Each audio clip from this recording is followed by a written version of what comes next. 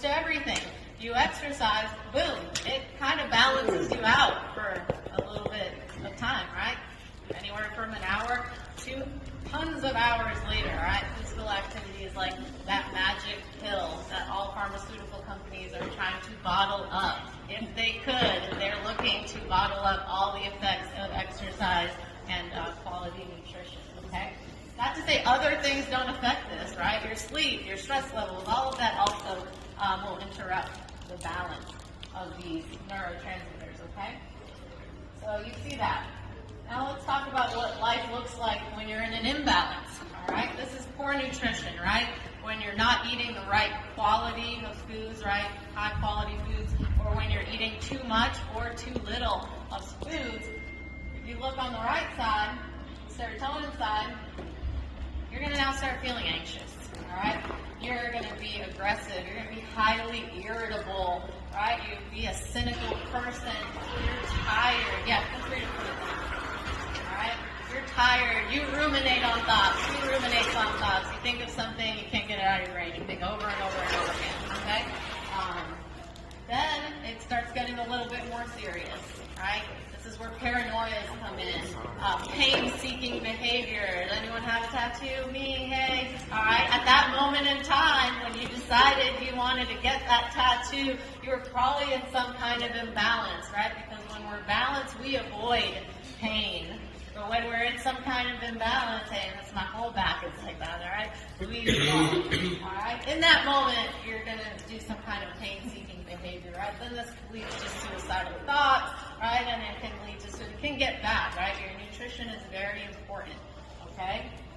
All right, so for the most part, this over here, all this overthinking, it requires energy. So, right?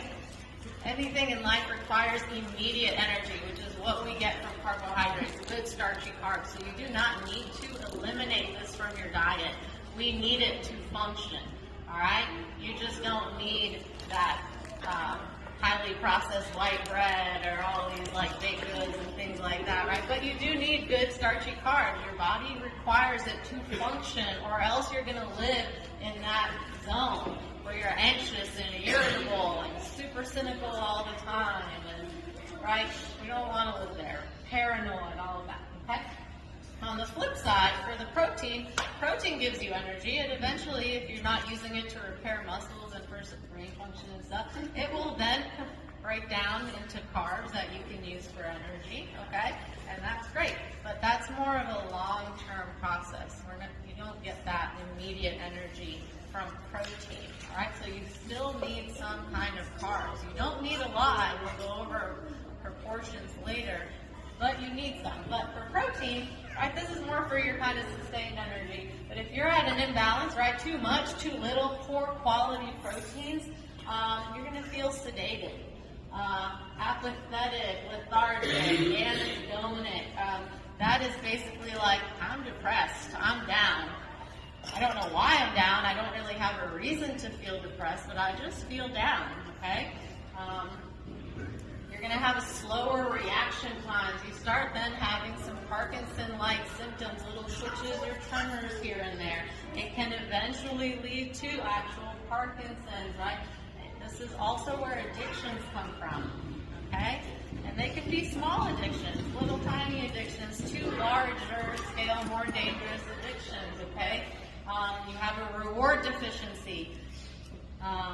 It's never good enough, right? I did this was good, but it's not good enough. You're always seeking for something, you're never satisfied, okay? And then it can get really bad too. Start having hallucinations, right? It could be mild little auditory or visual, it can get really bad, okay? So again, it can go from mild symptoms to very dangerous and detrimental symptoms, all right? On the norepinephrine side, this is where we start becoming obsessive, doubtful, ADHDs, most depressions, OCDs, these things come from here, okay? So again, that's more on the protein side of it. Not eating enough, or eating poor qualities, or eating too much will have effects on all of these things, okay? And then you see there's an interplay, right, between serotonin and dopamine and norepinephrine. They not only have to be in an acceptable range for that particular neurotransmitter, but they also have to be in balance with one another, okay?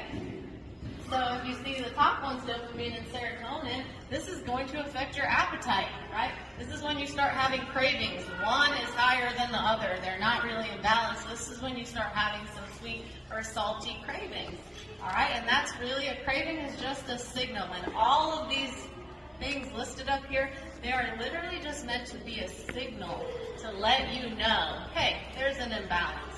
All right, if you're feeling anxious, don't be like, oh my God, why am I so anxious?